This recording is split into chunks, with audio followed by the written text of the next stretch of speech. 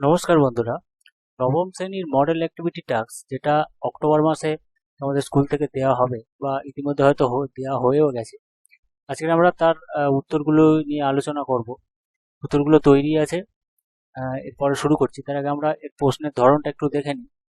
এবারে যেটা model activity task দিয়েছে দেখবে, এবারেও কিন্তু নাম্বারিং সিস্টেম দেওয়া আছে। তো নাম্বারিং সিস্টেম ব্যাপারটা নিশ্চয়ই এতদিনে তোমাদের মাথায় এসেছে। যদি না স্কুল খোলে কোভিড বা পুজোর পরে, সেক্ষেত্রে কি হবে, তোমাদের এই নাম্বারের উপরে কিন্তু মূল্যায়নটা হবে আর কি। তো তোমরা অবশ্যই চ্যানেলটিকে সাবস্ক্রাইব করে দাও, কারণ সাবস্ক্রাইব করলে এরপরে যে অ্যাক্টিভিটি টাস্ক আমি পোস্ট করবো তোমাদের কাছে চলে আসবে। তো এবার আমরা দেখে নিই কি কি প্রশ্ন দেওয়া হয়েছে। একের দাগের প্রশ্ন দেওয়া হয়েছে, নিচের প্রশ্নগুলির উত্তর দাও। 3 নাম্বার করে 5টি প্রশ্ন দেওয়া হয়েছে 1+2-এ। তো এরকম 5টা প্রশ্ন দিয়েছে এবং 2-এর দাগে ব্যাকরণগত প্রশ্ন দিয়েছে 5টা, অর্থাৎ 15 আর 5 20 নাম্বারের টোটাল প্রশ্ন দেওয়া হয়েছে। এবারে দিয়েছে নবনব সৃষ্টি প্রবন্ধে বাংলা সাহিত্যের বিদেশি শব্দ ব্যবহারের সকল দৃষ্টান্ত উল্লেখ করো।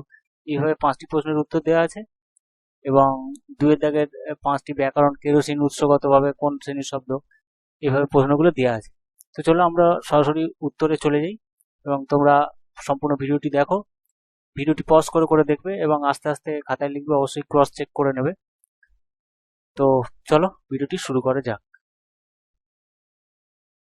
তো একে দাগের একেরটা দেখো, নবনব সৃষ্টি প্রবন্ধে বাংলা সাহিত্যে বিদেশি শব্দ ব্যবহারের যে সকল দৃষ্টান্ত লক্ষ্য করা যায় তা উল্লেখ করো। প্রশ্নটি এটাই ছিল।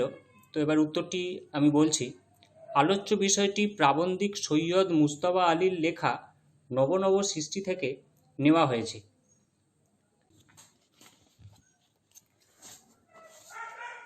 দেখো,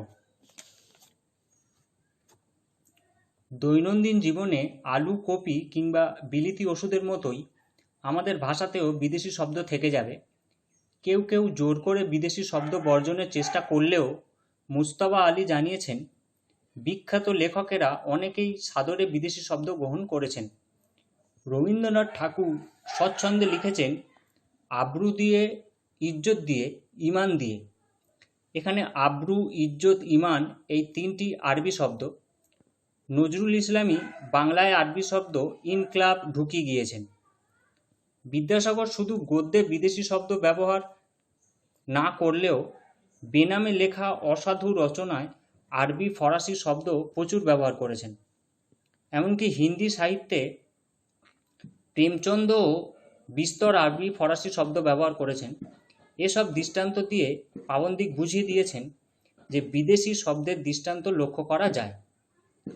তো প্রথম প্রশ্নের উত্তরটা হয়ে গেল, তোমরা পজ করে করে লিখে নেবে। আমরা এবারে একে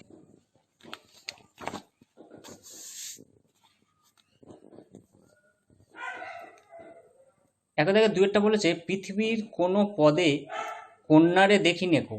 উদ্ধৃতাংশ কোন কন্যার কথা বলা হয়েছে? পৃথিবীর কোন পদ তাকে দেখেনি কেন? পৃথিবীর কোনো পদ তাকে দেখেনি কেন? দেখো, উদ্ধৃত পংক্তিটি জীবনানন্দ দাশের আকাশে 7টি তারা কবিতা থেকে নেওয়া হয়েছে।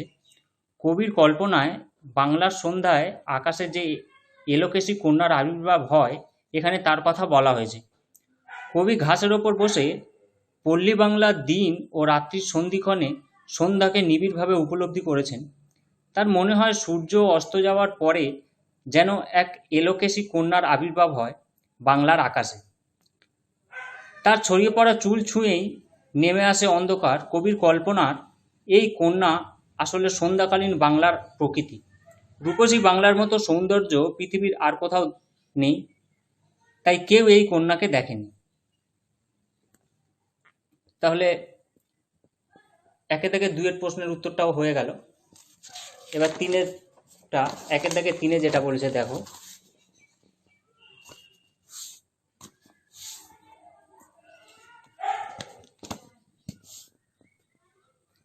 তুমি ঠিক সেই রূপ নারী যাকে আজ প্রয়োজন। একথা কাকে একথা লেখা হয়েছে, কেন তাকে কেন প্রয়োজন? প্রশ্নটা এটাই ছিল। তো এবার দেখো উত্তরটা বলছি। উদ্ধৃতাংশটি স্বামী বিবেকানন্দ প্রবন্ধ থেকে নেওয়া হয়েছে। স্বামী বিবেকানন্দ তার অন্যতম শিষ্যা মিস নোবেল অর্থাৎ ভগিনী নিবেদিতাকে উদ্দেশ্য করে বলেছেন, স্বাধীনতার বহু পূর্বে স্বামীজি ভারতীয় নারী সমাজের দুর্দশা প্রত্যক্ষ করেছিলেন। পরাধীন দেশের অশিক্ষার অন্ধকারে ডুবে থাকা সমাজ জীবনে মেয়েরা ছিল বদ্ধ, অজ্ঞ ও সংস্কারাচ্ছন্ন। তাদের শিক্ষা, সচেতনতার জ্ঞান কিংবা স্বাধীনতা কোনোটিই ছিল না।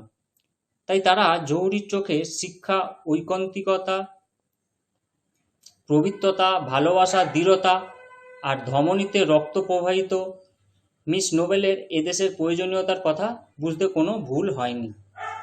তাহলে একে থেকে 3 প্রশ্নটা তোমরা পজ করে দেখে নিও।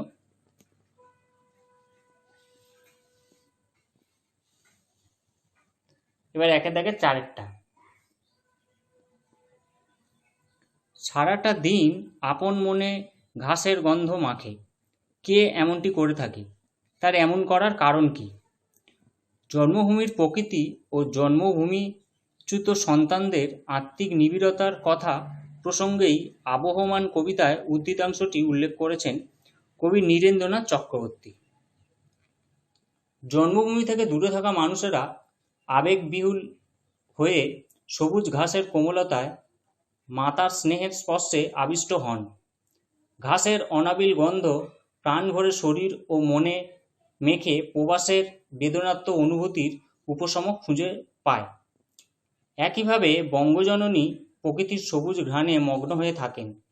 এখানে ঘাসের গন্ধ আসলে নিজের শিরাধমনীর রক্তের মধ্যে প্রবাহিত আজন্ম চেনা প্রকৃতি লালিত পারিপার্শ্বের প্রতীক। ঠিক আছে, এটা একের দাগে 4টা হয়ে গেল। আশা করি তোমাদের বুঝতে অসুবিধা হচ্ছে না।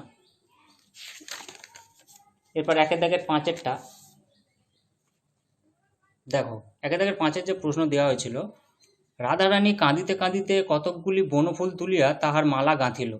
রাধারানীর পরিচয় দাও, তার মালা গাঁথার উদ্দেশ্য কি? এবার উত্তরটা আমি বলছি। উদ্ধৃতাংশটি সাহিত্য সম্রাট বঙ্কিমচন্দ্র চট্টোপাধ্যায় রচিত রাধারানী পাঠাংশ থেকে গৃহীত হয়েছে। রাধারানীর পরিচয়। রাধারানী 10-11 বছরের এক বালিকা। তো তার বাড়ি শ্রীরামপুর। সে পিতৃহীনা, ধনীর মেয়ে হওয়া সত্ত্বেও বর্তমানে তারা দরিদ্র। এবারে যেটা সেকেন্ড পার্ট ছিল, রাধারানীর পরিচয় দাও, তার মালা গাঁথার উদ্দেশ্য কি, এইটা এবার বলছি। রাধারানীর মায়ের শারীরিক অবস্থা খারাপ হলে পথ্যের প্রয়োজন হয়। পথ্য মানে ওষুধ। অর্থের প্রয়োজনে রাধারানী বনফুলের মালা গেঁথে রথের মেলায় বেচতে যায়। কিছুটা রথ টানার পর প্রবল বৃষ্টি শুরু হয় এবং মেলা ভেঙে যায়। ফলে লোকজন ঘরমুখী হয়। তবুও রাধারানী মনে ক্ষীণ আশা ছিল, বৃষ্টি থামলে বুঝি বা মেলা জমবে। কিন্তু রাত বাড়তে থাকে, বৃষ্টিও থামে না।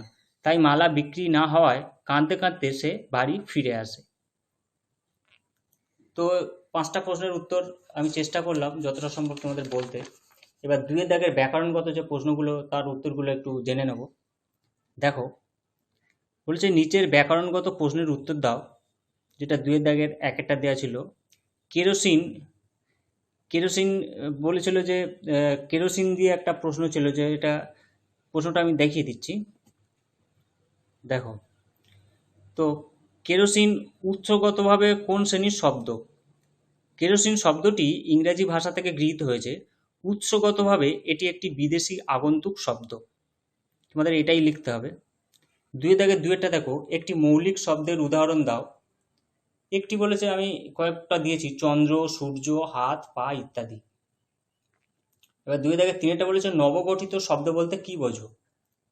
দেখো, তৎসম, তদ্ভব, দেশি কিংবা বিদেশি শব্দের মধ্যে যে কোনো এক শ্রেণীর শব্দ বা প্রত্যয় যোগে যেসব নতুন শব্দ তৈরি হয়েছে তাদেরকে নবগঠিত বা মিশ্র শব্দ বলে।